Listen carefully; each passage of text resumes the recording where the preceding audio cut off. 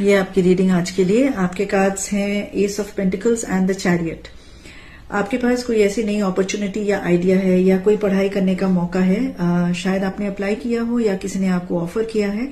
आप ये करना तो चाहते हैं पर आप थोड़ी कंफ्यूजन में हैं।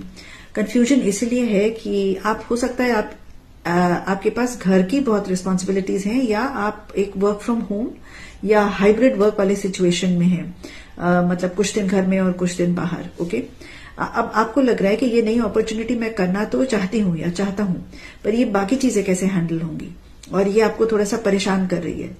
अब ऐसा ही सिचुएशन आपके पास शायद पहले आया था और तब जब आपने ये मैनेज करने की कोशिश की थी तो आपको लगा कि मैं मेहनत तो बहुत जा रही है यहाँ पे पर मुझे रिटर्न्स कुछ नहीं मिल रहे हैं और आपको बहुत परेशानी हुई थी। आप मेंटली इमोशनली भी बहुत अपसेट हो गए थे क्योंकि आप करना चाहते थे पर ये हो नहीं रहा था उस वक्त जब ये चीज आई थी आपके पास। पर एक चीज आप नहीं देख रहे हैं कि उस वक्त जब ये आई थी हो सकता है कि आपकी उम्र कम थी या आपकी इमोशनल मैच्योरिटी या एक्सपीरियंस कम था और आपको जो परेशानी आई थी वो इसी वजह से हुई थी। बट अभी आप सेम पर्सन नहीं है, अभी आपकी उम्र भी पहले से अधिक है और एक्सपीरियंस भी आपको ज्यादा हो गया है, अभी आपकी इमोशनल मैच्योरिटी भी बढ़ गई है। तो इस बार जब ये सिचुएशन आएगी तो ये जो आपका डर है कि पहले की तरह हो जाएगा वैसा नहीं होगा। अब आप इसको बैलेंस करके अपनी रिस्पॉन्सिबिलिटी लेके अब आप इसको करके आगे बढ़ सकेंगे और आपको इसमें विक्ट्री भी मिलेगी।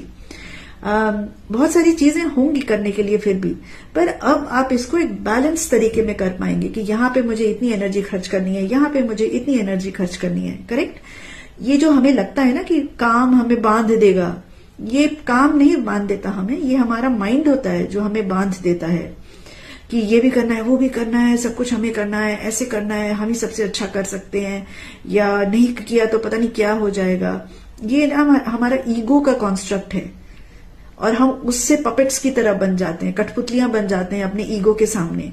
पर अगर हम बैलेंस के साथ करें, प्रायोरिटाइज करके करें और ये भी समझें कि फोमो नहीं है, कुछ मिस आउट नहीं हो जाएगा, जो डेडलाइन है वो इम्पोर्टेंट है पर हम प्रायोरिटाइज कर सकते हैं।